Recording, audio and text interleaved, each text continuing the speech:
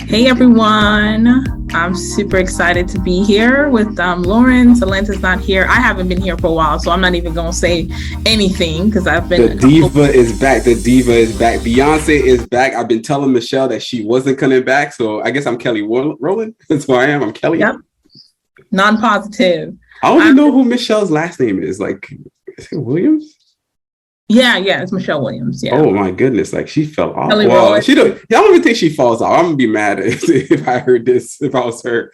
No, she doesn't fall off. I just think that she didn't take that superstar music path. So I know she does a lot with mental health right now. Gospel. She does gospel too. Does gospel.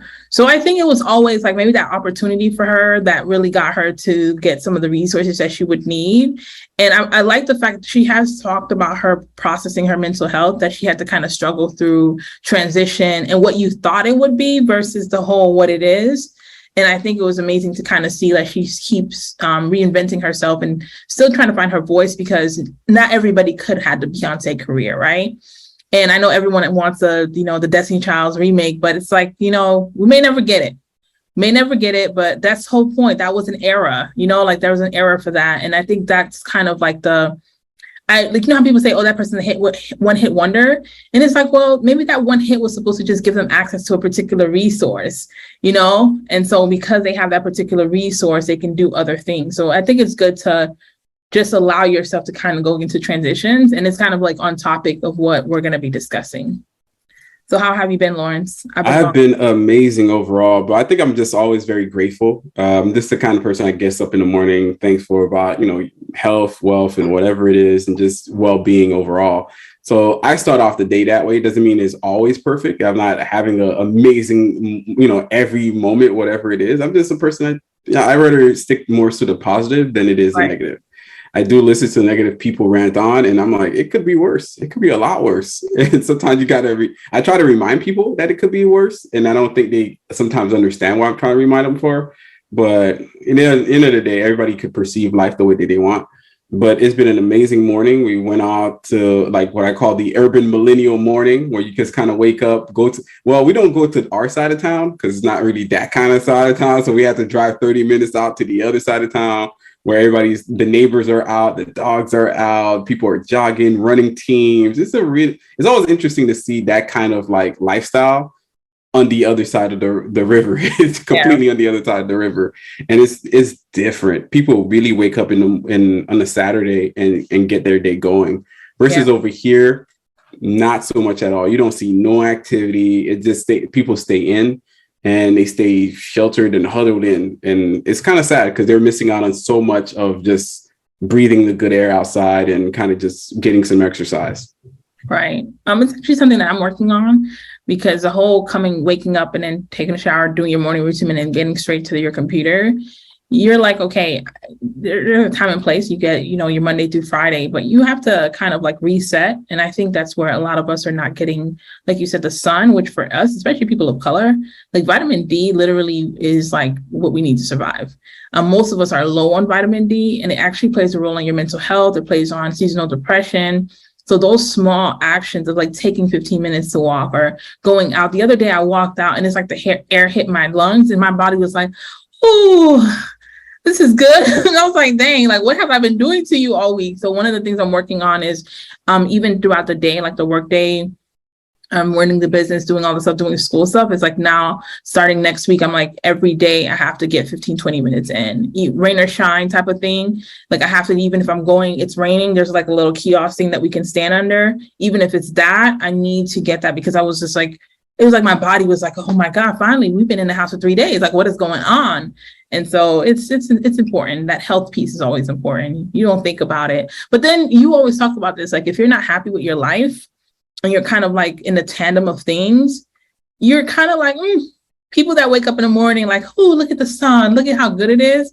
They're happy, they're doing well. And so I think that makes a big difference of like maybe why you might see the difference between the two disparities of the different towns. So yeah, I think also something I found out almost like yesterday, or maybe when the FinCon dropped some of the photos, and it reminded me that in the mornings of FinCon days, like basically a financial conference that we went to in October, every morning there was a run team. There was a physical activity. So a lot of people think these financial nerds or people that know about financial literacy are seemingly like, hey, they're nerds that sit behind a computer and they veg out, or we crunching numbers and they're just, they're sickly, that kind of thing. No, these people are very active in all facets of our lives. Is why I'm getting to the point where I do want to write one of these blog posts about financial wellness, because it really goes into well-being. And well-being, when you define that itself and you extrapolate it, it has more. It's not just money. Well-being is everything from a certain balance aspect, a certain discipline, a certain,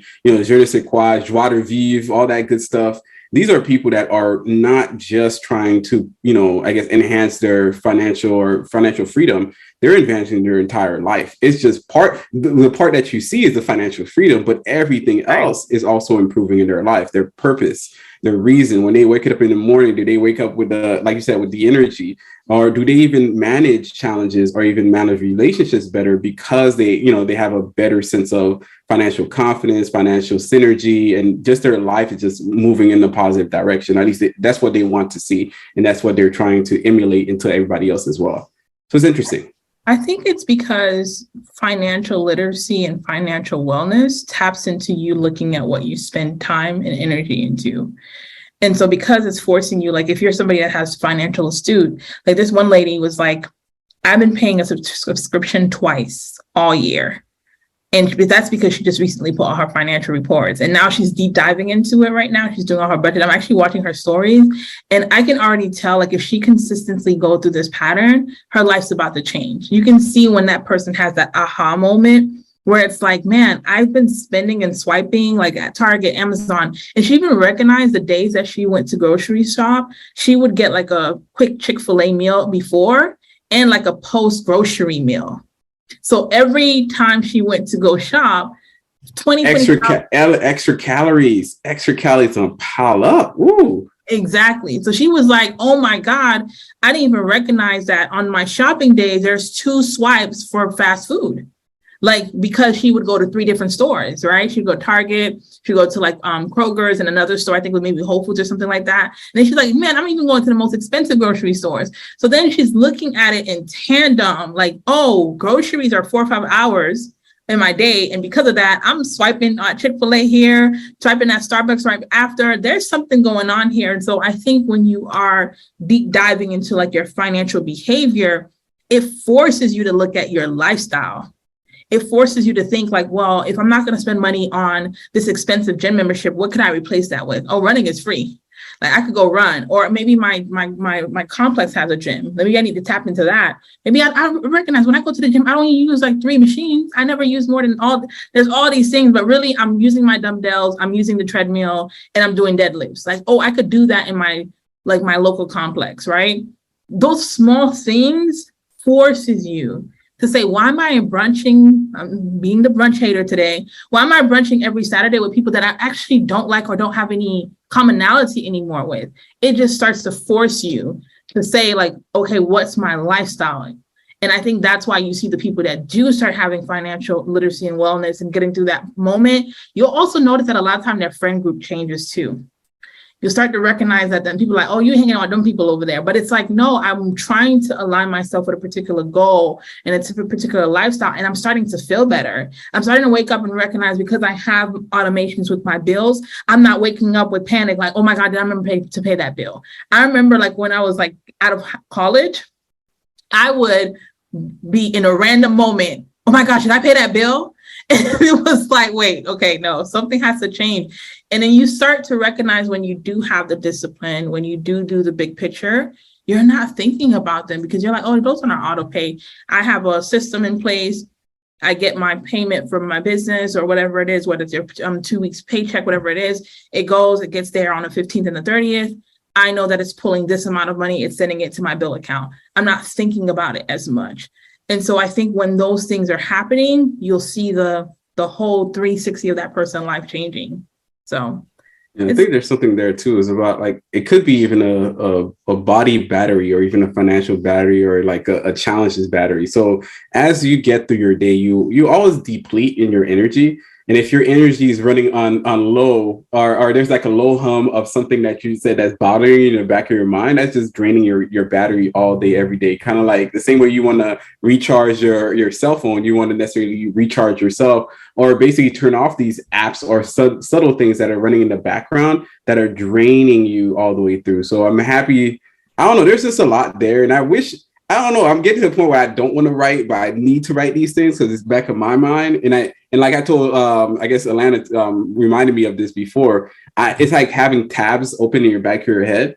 And you have to close these tabs out. Like if you do, we they're talked just about that when we went to dinner. We went to dinner. And he was like, what are you talking about? I'm like, no, I read this book and there's these tabs. Every time we don't make decisions, every time we don't do these things, what starts to happen is that your brain is still trying to figure out, like, why hasn't he figured out if we're going to throw the trash out today or tomorrow? Like, why? Your brain is still on it. Like, it's like your brain is still kind of carrying whatever that was. Like, yo, we're supposed to be doing the trash, though. The trash is getting nasty. Like, I need to go do it. Right. And so one of the things I learned now, when something pops in my brain, I have this new habit. I'll automatically throw it in my calendar.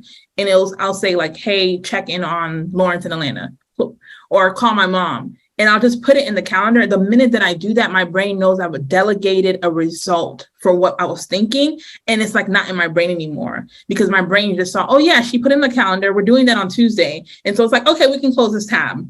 Okay, we can close this tab. So now it's like I was telling somebody recently, it's like if it's not on my calendar, it doesn't exist. Like if I haven't put it there, it doesn't exist. Because what I'm learning is it's forcing me, especially being in school, like you have exams, you have just random stuff your teacher wanted you to do. And you're like, what? Like I got to talk to these people, or you have a meeting with your group project. I recognize that, oh, okay, well, I can do this and I'm doing really well. Like right now I have probably like 94s and above in all my classes. And I thought because I was taking economics, accounting, and statistics, I'm like, I don't know how this semester's going to look because these little Excel sheets and these math are really tough. But I recognize that I've learned something about me. I'm very persistent. Like statistics was like, oh, sometimes it takes me 3-4 hours to like learn this one subject matter. And it's like 2 questions. But because I want to know how to do it, I'm persevering into it. And it's teaching me about me. And now I was telling my friend, like a lot of things that I was like lacking confidence or not clear, it's because I haven't spent enough time with me to know, like, no, Lovely, you're the type of person, if you don't get it right the first time, you're going to pursue it. And recently I took my last statistics exam like 2-3 weeks ago, and I got a 99. And the professor wrote, like, he's like, a lot of y'all struggled. And I was like, well, I wasn't one of the people that was struggling. But I thought about, I'm putting 12, 13 hours to learn this material because to me, it's not even about the grade. It's about me persevering through the thing that I'm perceiving as a challenge. And I'm just like, oh, this is building a muscle in me. It's building a growth mindset in me because now I'm like, this is complex. This is difficult. And I remember that whole middle school, you're just not a math person. No, elementary, Miss Frankenstein. That's what her name is. That's what I'm gonna call her. That's in my book. That's what I call her. And you're gonna call her out by another name, a pseudonym. Go ahead. Yeah, and she literally was just like, you're just one of those people that get math. And I struggled with math. Even in middle school, I found this one teacher that believed in me. And I remember getting an 88 in that class. And to this day, I remember I got an 88. Okay. And she taught me that it's about perseverance and in trying. And now that I'm in college again, doing like graduate school, and I'm not in the undergrad mindset, I recognize law. It was just about having a system. I didn't have the right system. It wasn't that I couldn't study. It wasn't that I wasn't good at these quote unquote hard subjects. I didn't have a system. And watching me have the system now, like my accounting exam, like the first 2 classes, I was like, dang, I don't even know if I really get this. And because I've been studying, I get to the exam, I'm like, this was a little too easy. Like, I was like, why is this so easy? I thought this was more difficult. And I got a 95 on it. And I just missed one equation by because I put 7 years, because talking about compounding, I put 7 years instead of 6. If I had did 6 years, I would have got 100 on exam. And I'm like, oh my goodness, I've been telling myself a lie. Yeah, a lot of people tell themselves that lie for forever. And to your point, especially when it starts off early, either being that first teacher or even a parent. And it's probably even worse when it's a parent because they're so close to you and they command so much of your attention that you believe them. You believe them when he says, "Oh, you're not good at math. Oh, child, don't be smart. Don't be whatever." Da da da da. You believe these things and you carry it and you assume it's almost like you tell yourself that you're not going to get it, and therefore you fulfill it because that's what your brain does. Your brain says, Yeah, "Well, self-fulfilling prophecy. let's fulfill this narrative. Like we ain't gonna get it, so may as well screw that one up." Like that kind of thing. But whereas you're right, having a certain level of a pattern, a system, and an understanding of yourself to put into work, you always kind of anybody could actually succeed. And I want to ask you a question in regards to that because I think that's the entire just the genesis of this conversation is Right. about you going back to get your master's. Do you think, and this is a good one, do you think it's better, you're better now than if you have like linked it into right after undergrad? Oh yeah, 100%. And I think I probably wouldn't have maybe not even finished it because Yeah. the mindset that I was in, even when I got my undergrad, I was pushing, persevering to it, and I got it. But I think that that confidence level and the inability to push through, I would have just made a narrative. Oh, these people after me, people like me don't do this, so like whatever. But now I went to the program with a bit of more confidence. Like I've run businesses, I've ran businesses for other people. I've had some exposure, so I'm like, well, I know a couple of people in my corporate settings that had MBAs, and I don't know. Like, so I'm like, oh, they got it. So I'm like, I'm not saying that I'll get necessarily like a 4.0, right? So I said to myself, I could probably do it while I'm doing business. And the minute I got in there, what did I do that I did with everything else that I succeeded in? I said I was going to create a system. So I created a Notion board. I don't even go into the Notion board often, but it's just there for me to check off my progress. And I create times like tonight, this afternoon is statistics evening. I'm going to go through stats. I'm going to do everything. And for the exams, I prep my Excel sheets with particular processes. And then I'm doing the problems over and over. I'm repetitive of them. In economics, I'm like, okay, I have to turn in our midterm in a couple of days. Like today and tomorrow, I'm going to put the time in to do certain things for that. And so I recognize that, yeah, had I done it with undergrad, I wouldn't have already known that you need a system. I would have just tried to wing it and try to study and cram when I'm probably doing less quote unquote work now, but it's a specific system. I'm taking out time to do economics on this day. I'm taking out time to do XYZ on that day. There's 80 questions. Can I do 35 questions today, 35 tomorrow? How do I put all this together? And I just wouldn't be prepared to create that system. So I probably would have gotten the master's, but I probably would have stumbled through it.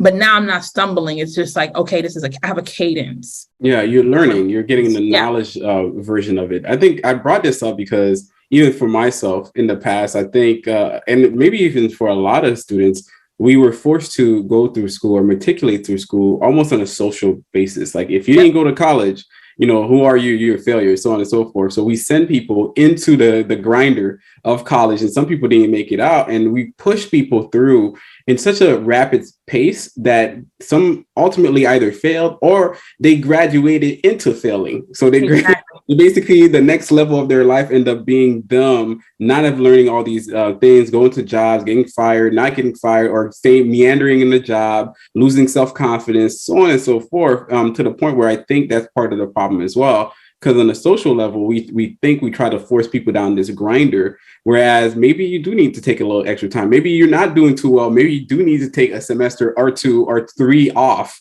in order for you to really figure out what you need to do next. It doesn't mean that you stop working, like getting paid or whatever it is. It just means that maybe in that moment, you need to slow it down. And to your point, or in back of my mind, I remember like me in my 20s, there's a lot more going on too, like going out, hanging out and stuff like that. There was a lot of mental priorities that was more social than there were actually educational, informative, or even philosophical. And because of it, it was harder to kind of concentrate, on something, developing a system or even staying the course because everything was still going on. So I think now that you're in a different space, you can actually address it differently. So you're getting your master's, your MBA. Yep. And during that time, I think the biggest thing that any child or even parent of a child or even sibling of little kids running around before they go to college, what I remember about MBAs or even the master's program, the first day of your master's, you need to start looking for a job. Yeah. That was like the general thing that was supposed to be said. Like, you need to start looking for a job. So you're not just getting this master's for an educational sense or just getting a degree to walk on stage and taking that photo so everybody can like it. You're really positioning yourself to get a job at the back end. So you've been doing that. And I guess, why did you do that? Maybe you could kind of tell me your, interpretation of it, and how has it been working so far, and what's your timeline? So essentially, when I first got in, I run a small business. So that's something that I'm doing, right? And I looked at the macroeconomics, and now I can use these terms because not only that, I'm studying economics. You're looking at the macroeconomics. We are about to head into a tough period in terms of recession. You know about the interest rate. Every VC company that I've been talking to in connections with, they are tight on money. Not that they're not signing checks, they're just being really tight. It's very competitive. All the tech companies from Stripe to Lyft to Better, Open Door are laying off 10+% of their workforce. And if major companies that have the bandwidth to be able to kind of weather the storm of macroeconomics of the economy are doing that, a lot of small businesses are going to probably suffer. Some may not even survive the recession, right? And so I'm not going to be naive to think that, yeah, this pays, this does whatever, that will just continue to be fine. I'm early enough in the building business career because I'm not building business for 2 days, 2 years. I'm in the 20, 25 years. I hope to build a firm that lasts beyond my last breath. And so because I've recognized my journey of like pacing yourself, and I reviewed the last 36 months, because when I do a project, I think about it in 18 months, 36 months time period. I look at the return on investment. I look at the potential of growth, all the things that you should really do if you're doing business. And so what I recognized was it's like, there is going to be a retraction in the market. And we're not so big that we can say we're just going to weather the storm. We're small enough that, yes, it provides, but not to the place that I can say that if, let's say, we lose 2 of our big clients, 3 of our big clients, that it's going to be okay. I don't want to be in that stressful place. So I said to myself, what is something that I could merge the 2 things? And everybody that's probably heard this podcast knows I love tech. I love growing companies that are in software and everything else. And being part of the MBA program, a lot of tech companies seek out tech companies, finance companies, and consulting. Those are the top 3 firms. And if you look at MIT's program, their students get into tech, finance, and consulting. Those are the 3 industries. And like you said, a lot of people I know that did masters did not do the whole, you need to get a job. They didn't know that. They thought it was like, once I get my degree, I'll go out. That's an error, because there's so many big companies that literally have programs for students that are graduating within the following year. So let's say you're in your master program in 2022, you should be applying for jobs right now if you're going to graduate in 2023, because they're literally giving offers early. And the good thing about it is you can get 3 or 4, 5, 6 offers and keep them, because you don't start until the fall of the following year. For me, that's perfect, because here's what I get to do. I get to have offers at hand. I get to see how the business is doing. I get to see, well, if I want to take one of these offers, what company is going to give me the flexibility that it won't take away from me running my business. It won't take away from opportunities, but it's actually expand my opportunities. Talk about opportunity cost. And there's a couple of companies that meet those criteria where I'm working, it would be flexible. I don't have set hours. I can travel. It's work from everywhere. And they're paying you upwards $160,000 a year. So when you do the math of that, right, it doesn't take away from what I'm doing. I can have the offers secured. I don't have to really start until like August, September. It gives me bandwidth to see, do I actually go on with the offer? So why wouldn't I put myself in the position to have the offers at hand so that I could probably, maybe September, I thought our business was going to retract in a bit major way. Maybe it busts opens and I'm like, this doesn't even mathematically make sense for me to be at your position, but why not have it if I can? And so that's where I'm thinking, because I don't think I'm exempt. I don't have that mindset, well, that's them, but it's not me. The whole God gonna cover me. Well, he gives you wisdom too. So the wisdom is, why not know I'm always even telling people, when you're working, even if you love your job, you need to find out what you can go get if they fired you, they did layoffs, know what your experience can probably get you. So a lot of people do go get the master's, but they're not strategic. I have recruiters in my inbox that I'm maintaining relationships with. Like there's a couple, like, especially for some reason, the Chase and Bank of America, they are hounding me like, I don't even know the things they're offering me in my inbox. I'm like, I don't know what's going on, but they really want like strategy and operations from MBA students. And so I think that's probably why. But nonetheless, it's opportunities. And you now, when I'm graduating, when I'm done graduating, I can decide, they'll be in front of me and I can make a decision based off where I am. I want to start a family in a few years. I want to make sure there's certain things I want to take care of. So for me, it was more strategic to have the offers, and then I can make a final decision at the time. But for somebody, maybe they don't have something else that they have. You want to always have the upper hand. Start early, network, know what you are worth on the market, what you're valued at on the market, not your worth, but your value. What is the value? What is the market value of your degree, your experience? And can you go through these interviews and get them to be able to convince that you're the right person for the job? Because sometimes you can do the job really well, but they're not convinced. So sharpening your interview skills, understanding networking, make the mistakes. Maybe you don't get that first offer. Go after something else. But all of it for me is like, I want to be in a position because I'm reading the news too.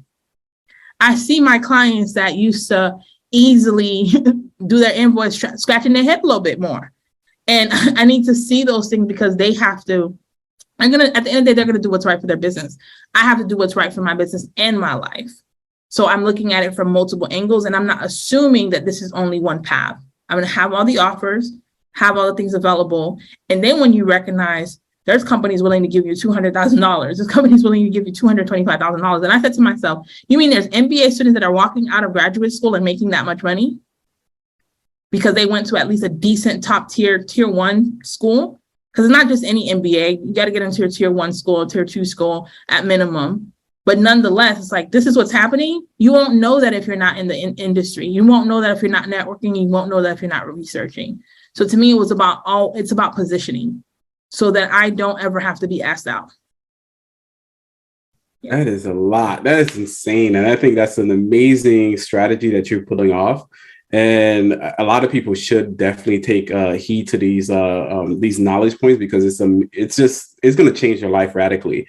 And I wanted to talk about a little bit about, I guess there is in essence like the base salary that people make, and there's also the benefits, the extras. And I think a lot of people don't even know about those things, or they don't pay attention to it, especially if you're big tech, big corporate, whatever it is, you're getting a lot more than just your base salary. Can you talk a bit about that, just to let people know what's beyond the big paycheck? Okay, so right now, the base salaries that I'm seeing are from $150,000 to $215,000. That's base. That is your salary. That's what you're going to get paid. Cash, right? That's what you get on your paychecks every 2 weeks. And then they're also offering sign-in bonus. Sign-in bonuses I'm seeing from anywhere from $15,000 to $30,000. $30,000 has been the highest that I've seen. I've seen 24. Some of the consulting firms offer base salaries $24,000, $30,000, and you can research these things. You can literally put Deloitte, you can put Boston and Consulting, and say MBA average salary, so that you can know what you're trying to negotiate, so you don't get like less than what you deserve. And they're also offering you unlimited PTO. They're also offering you money to fix your office. Sometimes it's $5,000 for the year, every year. These also companies are also offering continuing education fees, unlimited books. Like one of the other companies I saw, they gave you unlimited books. You want to buy books wherever you want to buy. Unlimited, just random unlimited books. Like you're just going to get some books. You can through Amazon or through Amazon. Yep. Okay. Whatever you order. That's actually interesting. It's insane. Yeah. Unlimited books. There's no cap on it. So let's say you wanted to order it, and of course they're not stupid. You can even get tuition. Well, not tuition books, but like books for school and stuff like that. Exactly. That's a lot of money for your kids. Whatever it is, it's a lot of good books. Yep. And they said unlimited books, and I'm like, limited or like no, unlimited. And I read that again. I was like, oh yeah, they really mean unlimited books. Whatever you want, no cap. So all these things are what you call your total compensation, right? And so I think a lot of people need to think about compensation differently, just not only on base salary. They also pay 100% of your healthcare benefits. They also are giving you, the only thing that I see that tech could do a little better on is a 401k. That's the part that I feel like they're not doing the best. What do you mean? What are they not doing the best? Like 22,500 for 2023? You're talking about the big mega Mega backdoor Roth 401k? Are you talking about that? No, meaning that, you know how the companies match you? I feel like their Yeah. match is not as good as I've seen. What's their match? I've seen 2%, 3%, Oh, 4. I thought it would be like good 4 or 5, and I've seen I've 6, seen, and I guess a company called formerly known as something and now known as something else. They were doing 6%. Yeah, so I think for some I've seen good numbers, but a lot of them I feel like they could do better. 3% is like that's not really as competitive. But then you think about all the other stuff they're offering, and so kind of like think about like 3% off your base salary is nasty. Yeah, it is. Like it's a nasty amount, no matter what. It's depending how you understand the math to be. So 3% off of like what 200,000, for example, is what 60K. Is it, or is it 6K? I think it might be 6K. Yeah, I think it's 6. Yeah, 6K. I guess it's not crazy. Yeah, so it's like, so that's the only thing that I think that they could do better. But when you're talking about negotiating and you're seeing that, and also for me, like flexibility is a huge thing, right? The fact that they'll give you the computers, they'll give you all that you need, and they just tell you that you can't spend more than 90 days in like out of country. Like, but you can spend 3 months out of country without it being a problem. So let's say I wanted to go ahead and say I'm going to go work in like Benin or Ghana for 3 months. My managers and my bosses are not blinking. They care about getting the execution of the work. And of course, you being at the meetings as you need to be. And so when you think about that, it's like, what's the problem? There's not much of a problem. But I also think that a lot of people need to broaden their horizon. Sometimes before you can get these roles that I'm talking about, it might mean that during your graduate year, go find their internships. So even on internships, Lawrence, they're paying sometimes the interns $6,000, $8,000 a month in tech. Like they're paying them crazy amount of money. Quit my job. No, I'm not quitting my job. No, they're paying them crazy amount of money. So like, for example, some healthcare, like nonprofit healthcares are actually good places for MBAs as well. They don't offer like the flexibility that tech offers, but if you have, let's say you went to like a super expensive school, you are, as every year you're putting in there, you probably could qualify for that. What's like an acronym? I can't remember it now. The program that you're in? PSLF? Yes, exactly. Yes, Public Student Loan Forgiveness Program, which is a federal program for anybody that's working in the service industry. And I think, yeah, you're right. Depending on what type of service you do, you might qualify for that, which should definitely help. That means you're only paying 10 years of student loans at a different rate, whatever that is. And after that, all your loans are canceled. It's not tax. It's not anything. It's all just canceled out of it. Just vanishes into the thin blue sea. So if you have like really, really a lot of student loans and you're thinking about getting into like an MBA program and figuring out what vertical healthcare, like there's a nonprofit healthcare company here that in Massachusetts that employs over 70,000 people, which means that there's different departments that you can kind of venture into. That's also things to look into that you can help you. You just need to be able to see that it's not just, how much money do I make? And you also need to probably get someone, maybe like somebody like Lawrence, ping him and say, hey, Lawrence, maybe they're offering me $175,000, but I want to negotiate into $195,000 for my base salary. Where does that put me in tax wise? Should I be taking the more, or does it even mathematically make sense for me to take the more, or can I tell them to give it to me in equity, which is another thing. I forgot to mention that they also give you equity into the company. The highest that I've seen so far is $150,000. Yeah, there's just so much there. And I wish we could talk about that more and more, because I think a lot of people are going to these fields and have no idea what that value really is. So even if you're making 150K, it's already amazing, in my opinion. But if you're making that off the stop, the out the top at the very beginning of your career, you need to know how to really invest your money in the direct way that will make the most sense for you without necessarily taxing you in the back end, because that tax is nasty. You're thinking about 25%, 30% taxes the moment you start, making at least 150K a year. So you need to really understand how to ensure that you're putting more money into your 401k, 403b, or 457b, making sure that you're taking advantage of your IRA, whatever IRA, traditional or Roth, or even getting to your health savings account on top of understanding what the Roth 401k can do, and the mega backdoor and how that could work to your benefit as well. There's a lot there. There's a lot of details. And I hope that people really kind of slow down, and definitely probably, tap in to make this conversation happen on this podcast. Another thing I'd say, it's something that you said before, and I wanted to slow it down because people don't really know why it happens, but your job cannot let you live I guess your job can't let you live in a different state for longer than it's allowed, because then it triggers an IRS tax. So basically, they're only allowed to almost like pay you where they hired you from. So if it was already like a remote work that you were, you're hired from DC, but you're working in Florida, it's understood that you're getting paid in Florida. But if you're working in DC and you're hired in DC, then you move to Florida for more than those 3 months or something like that, then it means that, you're technically, your state of residence is Florida. Or the same thing that could be said by being international as well. So yeah, they could allow you to kind of slide through a little bit, but the IRS provisions really kind of caps that off, because the moment you stay there for too long, then technically you live over there. You don't live over here, and you'll be taxed on different premises and different understandings. And some of those benefits that you have kind of just float away because you live overseas.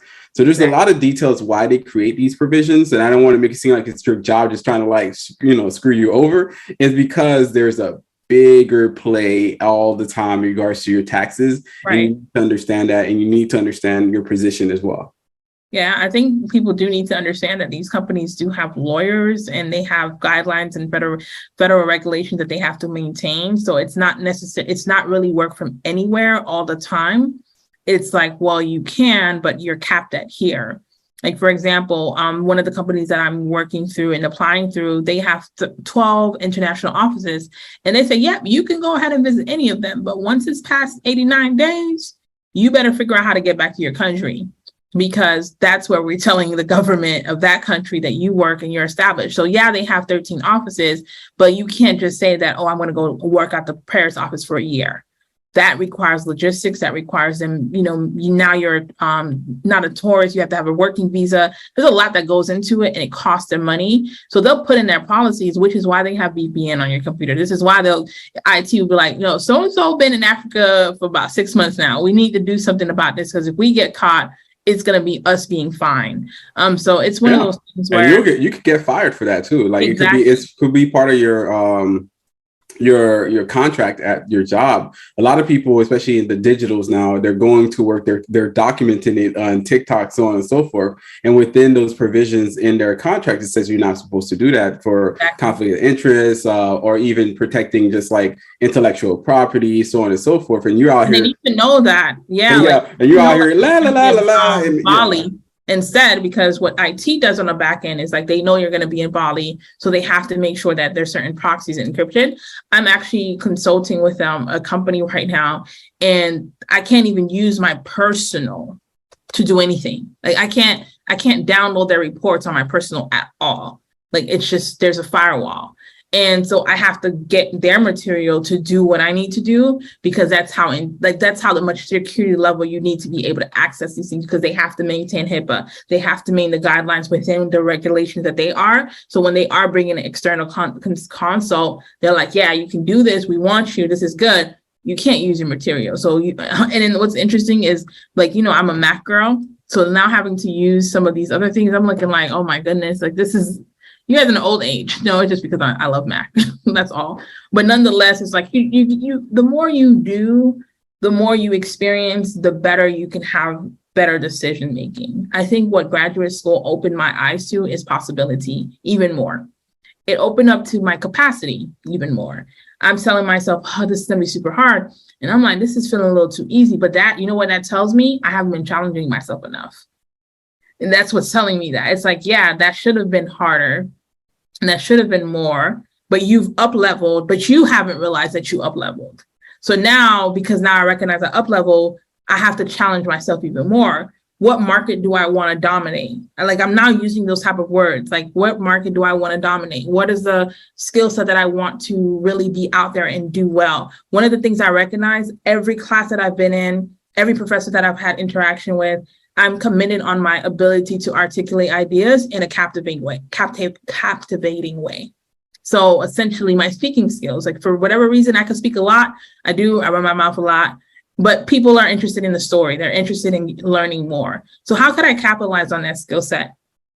I need to be speaking more. I need to be doing more trainings and workshops. So now I want to have a portion of like my flywheel of things is I want to now go after those speaking engagements. I want to go after those workshops and putting myself in that position, because when I recognize there's a gifting there that I just wasn't tapping into yet. And that might open so much more doors for me, because now I'm confident to know, like, this is feedback I'm getting from people that don't know me. Like if Lauren says it's like, yeah, Lawrence told me, maybe he hyping me up. Alana says, yeah, she knows me. But when you're having people that have no reference to who you are say it, it's like, oh, this must be something that's actually beyond just my circle, but I have like social proof for it as well. So many things that I'm getting out of the graduate program. Yeah, I think you nailed on a few things here, who I think is very important. The idea that you can find a different skill that really suits you.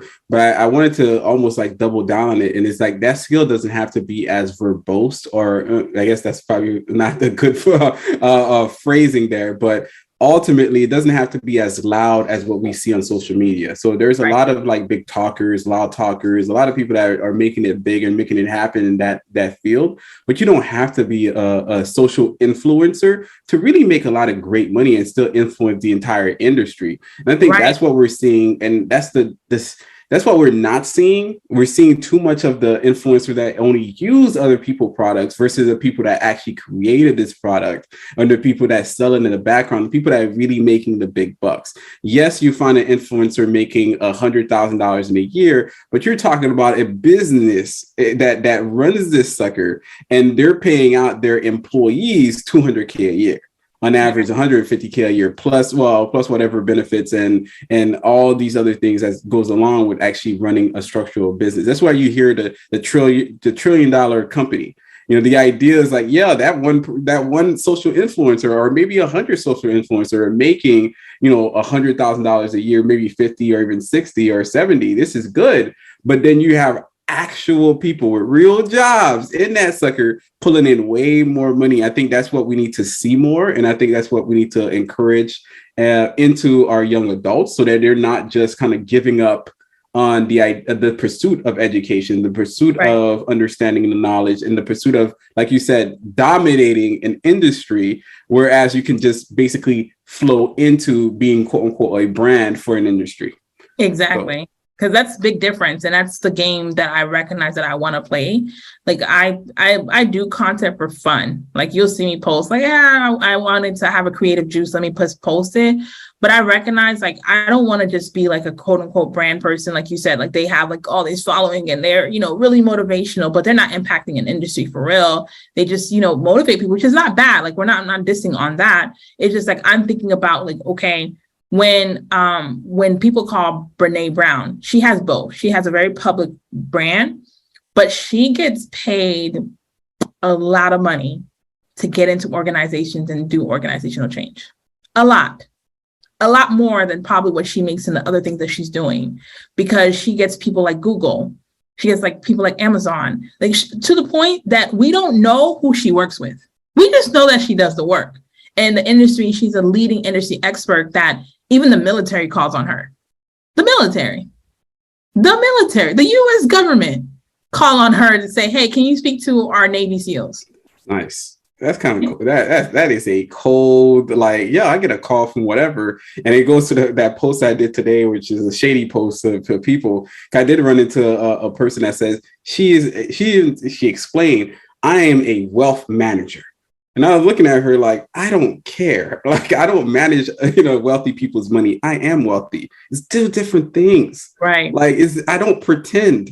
Like, I don't live in a world by wealth by proxy. That's not who I am. I'd rather be actually wealthy. And I think that's what I want people to learn, at least from me or from the podcast or for anything I lay my hands on, is that you don't have to just merely be by proxy to something. You can actually be this thing, and you don't have to pretend to get there. You know how to fake it till you make it? Can we stop faking it? Can we just make it? Like, how about that? Can we just stop faking all of it and just be like, you know what? I know this stuff. I don't just copy paste it. I know it. I'm confident, I'm stable, I know what I want. And I think we started off with this conversation about you getting to your MBA, but also understanding that at this stage of your life, you're taking pure dominance in your structure, how you are conducting your systems, and really changing the way that you live, because that's the wealth. No matter how much money you're going to be offered, you can take away the job, but the thing that you learn along the way, that's what makes you the wealthiest that you're ever going to ever be. Like exactly. You yourself are the generator of wealth. Exactly. And it's funny because I said that to one of the ladies that I spoke to at one of the companies, and she said, I can tell that you're confident in who you are and you're unwavering in that. And she said to me that, you'll make it anywhere. And that's, that's the compliment that I recognize, that I didn't know that I need to hear that it's not a specific path, but it's me. It's all that I've accumulated. So I want to say this as we're closing off. I know people are going through a lot of layoffs. Big companies, and more to come. I hate to be the bearer of the bad news, but more to come. We see the macroeconomics that's happening. We know that's going to be impacted. Some industries are going to do better than others. But what I want you to take away is, if you do lose your job and you have to pivot, that this is why I recommend to everyone, you need to be writing everything you've accomplished, and you need to write down what skills you've acquired, because the job is not you. You made that job. Your expertise, what you brought to the table, is what it is. So whether you're going to go back to school to get something else, these are all things accumulating to make you better, so that no matter where you are, it's going to be good. So my encouragement is, have a strategy, but even if what you plan does not work, even if what you think, I'm cognizant to know, they can get all these offers, macroeconomics come and they do the math and they're like, can't bring you on anymore, because the way the economy is looking, it's just saying we just can't do it. We're doing hiring freeze, like Facebook has done, like Microsoft has done. I say all this to say, you need to gain the skills and do the work, because no matter where you are, no matter where you land, if you have done the work and you haven't been faking it, it'll shine through. So that's my ending place. Yeah, I'll end with this, and I'll try to get better at saying the story, because I find it so fascinating. I almost forget exactly how I heard it. It might have been FinCon. It might have been just a ad hoc conversation. But I heard the story of the cow, the buffalo, and the storm. Have you ever heard that one? Nah. So, okay. A lot of people don't know that one, but this is actually funny. Basically, and when a storm is coming, there's two types of, there's the cow and then there's the buffalo. The buffalo, maybe they're stupid, maybe they don't know what's going on. They actually face the storm and actually run right towards it. It's the oddest thing you ever seen. Whereas in contrast, the cow turns away from the storm and actually runs away from it. What ends up happening is that the storm will come no matter what, but the cow, out of fear, prolongs the storm. That imminent threat that's always showing up. And the longer that they go the opposite direction, the longer the storm gets to get there, and eventually overtakes them, while they're almost like they're walking, hand in hand with the storm. So they're in the storm for even the longest. They dread the storm for the longest. They're in the storms for longer, and they kind of like, they live the storm for longer. Whereas you have the buffalo, completely irrational in the moment. It's the most challenging thing you can ever do. They face it. They face that obstacle, they face that wall, they face the trauma, they face whatever it is that's bothering them, the lack of understanding, the lack of knowledge, they face it, they run right to it. It lasts shorter, they're in it for less time, and they actually go beyond the storm while the cow is still running away from it. So I just thought it was like the analogy in your head, like when you think about it, that's exactly what it looks like. It's so messed up, but it's true. And I hope that whatever storm that you're going to go through in regards to the downturn that's coming in, I'd hope that you take on this challenge. Don't run away from it anymore. Maybe running away from it worked at one point, and maybe it continues to work for you, but it's not going to save you from the impending storm that's happening. You need to challenge yourself. You need to go right into it. You need to learn as much as possible. You need to pivot if whatever you've been doing hasn't worked. You need to just go for it and just grow and believe and have faith that the process, there's a clear sky on the other side of that storm instead of running away from that storm. So either way, you're going to get out of this storm no matter what. So that's all I got. I'm still working on that delivery though. I think it was an interesting story. But the concept is pretty dope. Well, this was really good. I hope everyone learned something, got something out of it. You can find us on the Financial Griot on Instagram, and individually, you can find me on Lovely Merdelis. LinkedIn and Instagram are the places that I am. You find me on TikTok. I'm just there, not doing much. I haven't learned any of the TikTok dances, even though they're super cool. I just haven't been able to get those steps. So you're just not going to get that from me on TikTok, but you'll get my fun, calm content. But Lawrence, where can they find you? You can find me on Instagram. I think that's where I got the most followers, the most retention, and the most growth is through Instagram. So you definitely find me at The Neighborhood Finance Guy, as well as online at www.theneighborhoodfinanceguy, where I'm dominating on these SEOs and stunting on my competition here and there. But I don't have a lot of competition, but I definitely like to stun on them. So it is what it is.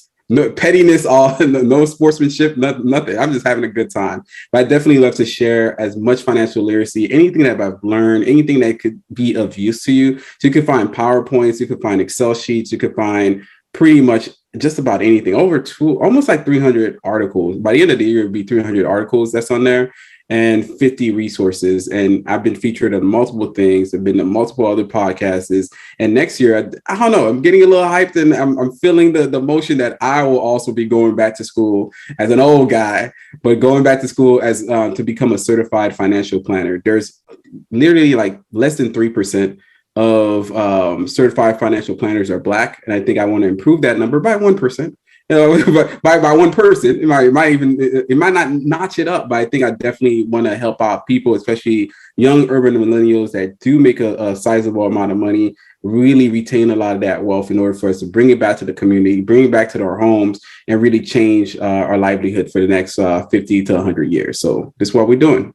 It's what we work. So with that being said, the Financial Griot one down today, but I'm happy to see lovely back. Our Beyonce is back for at least this one episode, and we'll never see her again because she's gonna be making that money and that bread. And then she's gonna drop her solo album. She's gonna like deuces for y'all. But it's all good. It's been a great time, and I hope that you share this conversation with your friends. You follow us on social media because we definitely want to see your reviews, want to see your reactions, and we want to know what do you want to know about wealth, because that's what we do. We know this stuff.